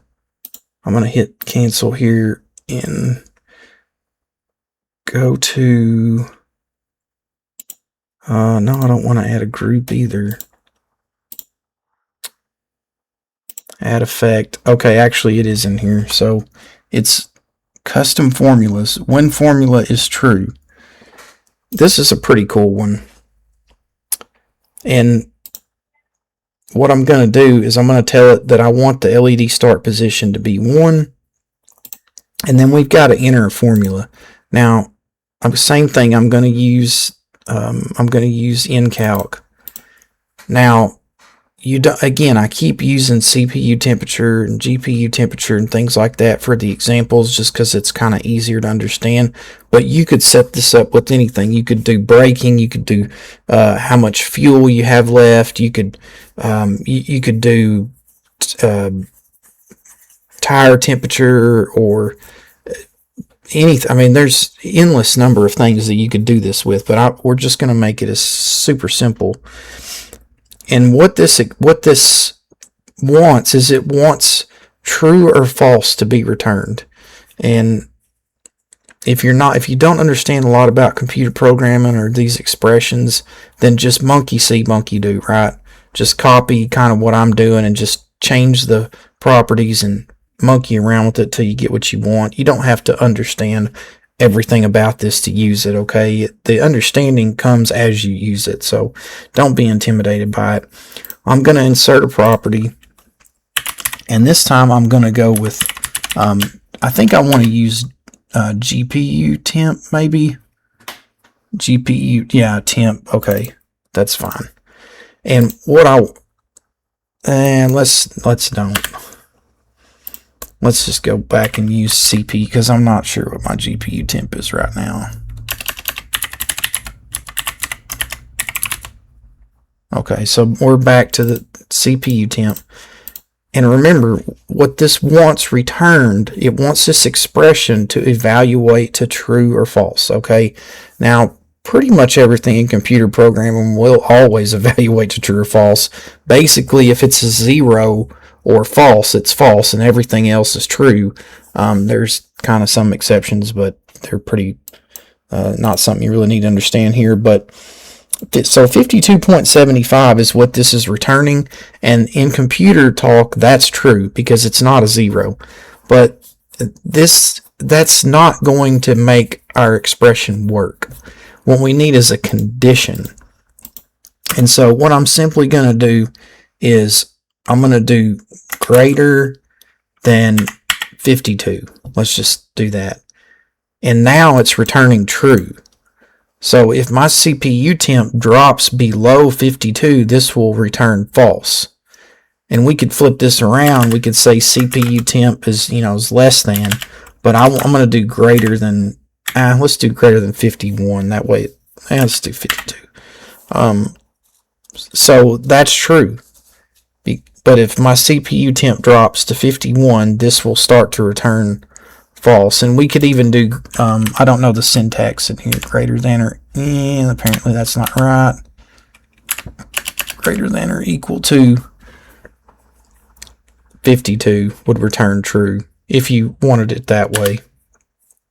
But I'm just going to do greater than 52 is true. And now, if the CPU temperature comes above 52, or whatever property that you set in there, let's say if you wanted your tire pressure or tire temperature to be greater than 100 degrees Celsius, or if you wanted your I don't know, if you wanted your brake temperature or anything, again, you could set it up however you want. These LEDs would theoretically, they would light up in some way, shape, fashion, or form when that condition was true, and we can put any effect under here that we want. The condition is just, all it's doing is just telling us when the effect will be active. So like this RPM, for example, we've got this toggle over here. We can manually turn it on and off, but if I added an RPM one under here, it would only be true when this condition, it would only be active when this condition is true. So it's almost like the computer is going to sit here and automatically toggle an effect for you. So you could put multiple effects under here if you wanted to, or you could add other conditions and put different effects under them. You could really make some pretty cool stuff if you sat down and did it. But what I'm going to do, we need to add at least one effect or this isn't going to do anything. So I'm going to add one effect, and the really simple one is going to be a static effect. And the static effect, if I open it up, remember on the one like I have and probably the one like you'll have if you get the cheap ones, you need to set this to green for that to actually work.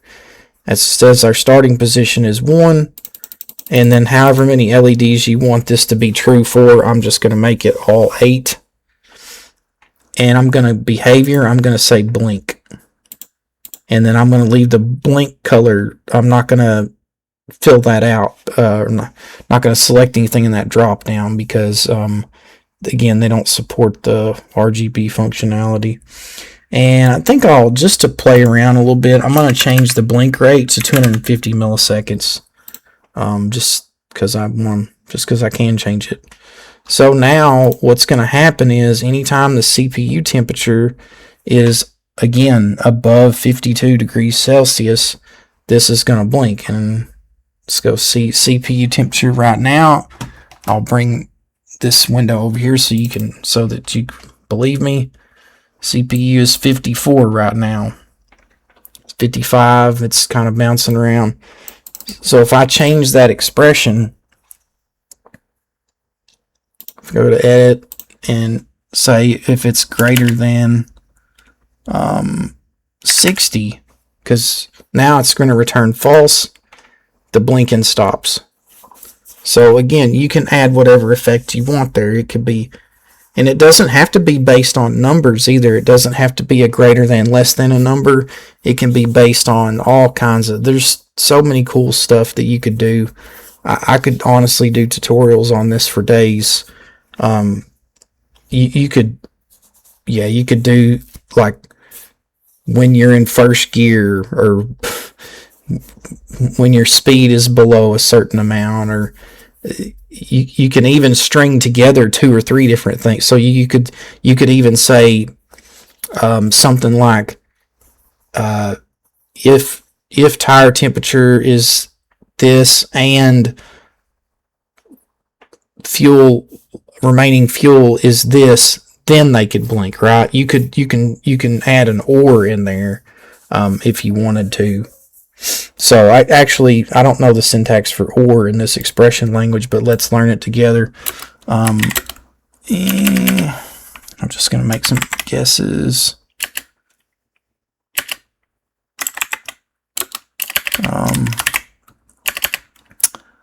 Yeah, so I don't know how to do an or in here.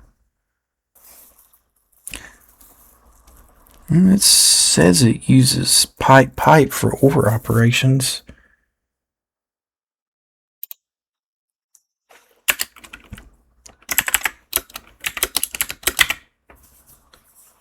Okay, so this is how you use or.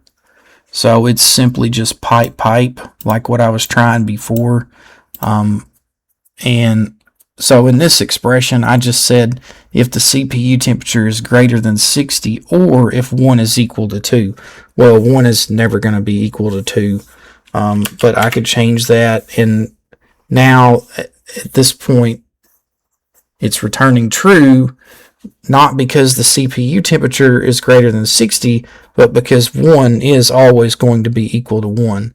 So I just wanted to show you how to string together conditions with the or. I mean, again, you could really put anything on this side of the or that you wanted to. You could insert another property over there and add more logical operators to it if you wanted to. So I think that pretty much covers everything that I wanted to show you with how to set this up. Again, there's really just an endless number of things that you could do with the expression language. It's very, very powerful once you kind of start to get the concepts and play around with it. A lot of it is just kind of going to be learning the syntax. And then just another thing is, if there's something that you want to do and you don't know how to do it, just click this insert function, and you can just read down through all these functions here. These are things that are kind of built in to do stuff for you. And a lot of the basic stuff is going to be here. I mean, some of the stuff you may not understand, but there's probably a way to do whatever it is that you want to do, right? And this one, for example, turns text into uppercase text. So if you had text that was coming in from another source and you wanted to make sure it was always uppercase, you could use this function to always make sure it's returned as uppercase. So I don't know why you would want that, but you know. So anyway, let's go just take a look at what this device looks like on the sim rig and see it in action. Okay, here's my very candid, uncable managed sim rig at the moment. I play a lot of stuff in VR, but so that's one reason why I kind of picked this game to show. You can see I have LED lights that they're powered by Hyperion and WLED. They go with what's on the screen. Some of the double-sided tape's coming down. I got to fix that, but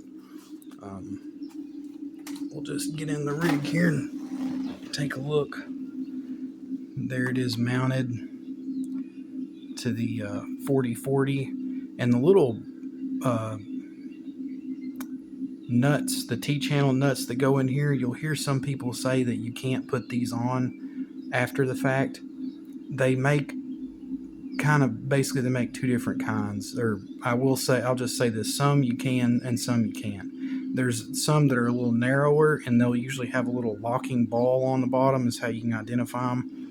And those you don't have to take things apart to put those in. But it was super easy to mount, and it ain't going nowhere. So anyway, we're here in the game. Get my clutch foot in. So if we watch the RPM indicators,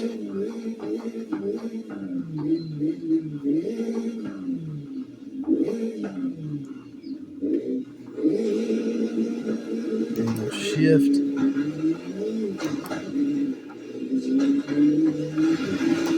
And again, the gear indicator would be on by default, but I don't have that on.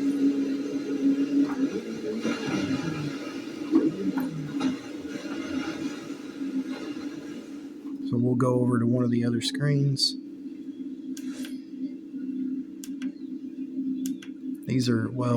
Those are screens that this wouldn't be applicable to this game. So this is actually the main screen, and this is kind of one of the ones that we worked on here, where it's kind of showing that false frame rate, basically. I believe this is the default main screen. Yeah, I'm in 4th gear.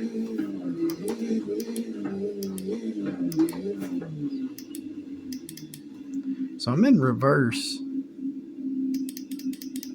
Okay. Guess game's telemetry is a little buggy, maybe.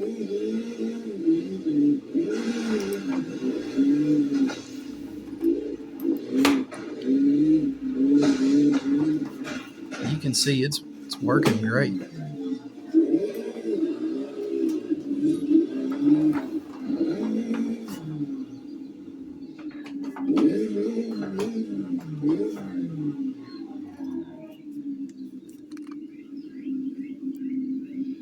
So this button will kind of scroll you through. Again, that's the screen that we kind of finagled a little bit. This would be current lap.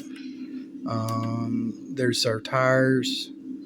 Let's see how accurate that is in this. I wouldn't think this game would report that, but let's smoke some tires and see if we can get that temperature up.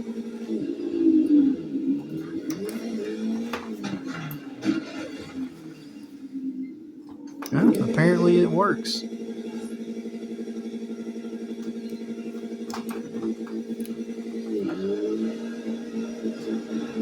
Definitely works.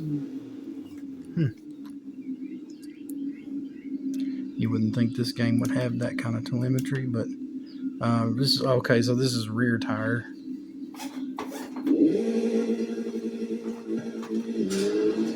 Definitely works.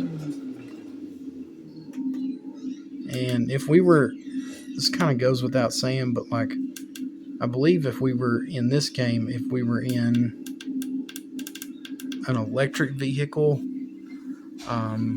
we wouldn't see these kind of light up for like our base RPMs.